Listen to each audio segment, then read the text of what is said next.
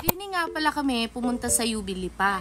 Sinuportahan lang namin si Jello dahil ari daw ay parte ng finals nila. Magkakasama nga pala kami ng nanay at ng mga pinsan ko. Bale, ari ay buffet na nagkakahalaga ng 499. Aba, hindi ka nalugi dahil ang daming pagpipilian sa menu nila. Ate ko, yung nasa baba, hindi yung server ha. Yan, iba-iba nga palang putahe. May mga nasi goreng, meron ding mga pad thai, tsaka may mga chop suey. Meron din silang tulingan, orange chicken, at saka ayun, sinumahan din nila ng grilled yam po. Ang nanay naman ay lahat na laang ay kinuhanan. Nag-enjoy naman kami sa pagkain dahil talagang masasarap naman ang kanilang mga pagkain niluto. Kahit nga ang nanay ay talaga namang napasarap, kaya naman nagsunod-sunod ang subo.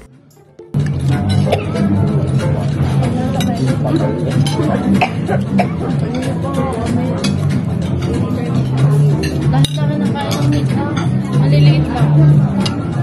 Mabulunan ka. Tanggal yan kapag hindi kaya. Naming tinimusan, ari kanilang dessert. Abay, nag-uumapaw rin ng dessert sa dami. Fusion siya ng iba't ibang pagkain. Mas marami ang Filipino food, pero nag-serve din sila ng mga mango sticky rice na inspired sa Thailand.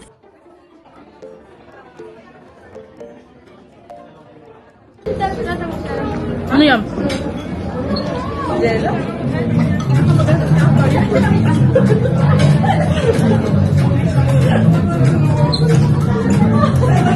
Ang nanay ay kumakain na ay palinga-linga pa dahil lagi baga namang hinahanap si Jello. Akan si Utol. Akan si Utol. Awa-awa ng mga tao. Hindi na tao. Iyaan mo na ina. Kaya na. Pagkatapos pa natin kumain lahat, saka pa pwede. Sabi mo kanina hindi masarap. Hulog ang apo mo. Masarap. Hindi masarap. Masarap ang sabi mo. Sabi ko.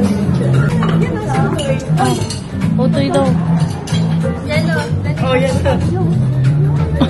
Kumakain sa yutra. Iiwan yan. Hindi siya kasama. Dito lang siya. School na to. Kaya kayo na. School to. Pagkatapos nga namin, ay umuwi na din kami. Yeah! Nagparap sa lahat. Konti na lang. Yay!